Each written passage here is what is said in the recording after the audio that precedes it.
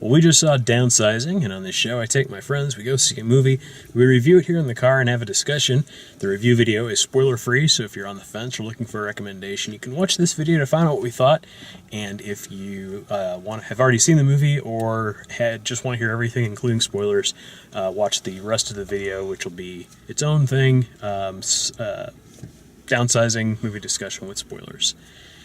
This is a movie, it's an R-rated comedy drama starring Matt Damon, and the sort of idea of the film, or the premise of the film, is that science has discovered a way to permanently shrink a human being down to like 5 inches tall, and because of that reduced amount of footprint, the reduced amount of food they need and all that sort of thing, their money goes a lot further.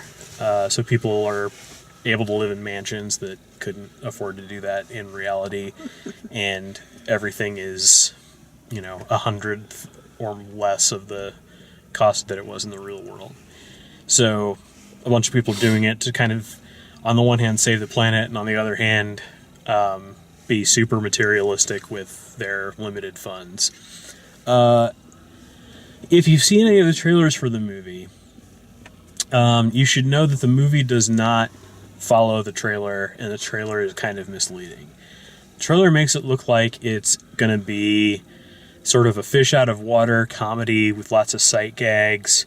It looks like Kirsten Wiig is the female lead. Those things are sort of there a little bit, but it's not like they're not in the movie. But they're not a big part of the movie. In fact, they're pretty much gone by the end of the first act.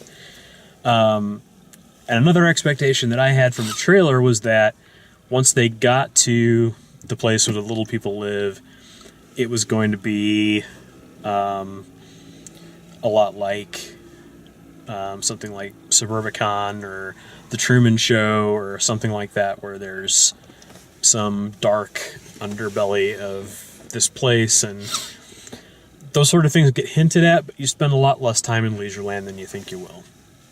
So my review overall is, if you can ignore how it veers from what the trailer says it's going to be, and if you're okay with it being funny at first, a good funny premise that becomes a lot more serious and still has a little bit of dark comedy and some humor here and there, then it's an enjoyable movie. I think it's a movie you have to go into with an open mind and be ready for lots of twists and turns, but as long as you're expecting that ride, you won't have any problems with it. So that's what I think. What did you guys think? Overall, it was a really good movie. However, I think I expected more of the comedy, slapstick type of back and forth because of Kristen and, is it Jason? Jason Sudeikis. Sudeikis.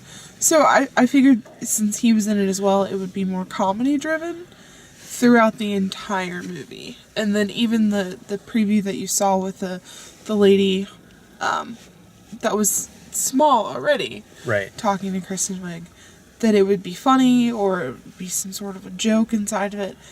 It really wasn't that way. Yeah. It And I'll just put my hand up here and say that if the whole rest of the movie had been him and Jason Sudeikis in Leisureland, I would have hated this movie. True. Like, that comedy has been done to death, and I don't ever need to see it again. Yeah, I mean, I'm not gonna hate on it. It's just, I think the trailer set it up to be a different movie, so my expectations fell short. Yep. But I still enjoyed the movie nonetheless. Yeah. So, I mean, I'd recommend people seeing it, maybe not in theaters. Yeah. It's not necessary. But just don't go in expecting The Hangover, a hot tub time machine, which is what I thought it was going to be. So. Yeah. Fair enough. But that's my opinion. What'd you guys think?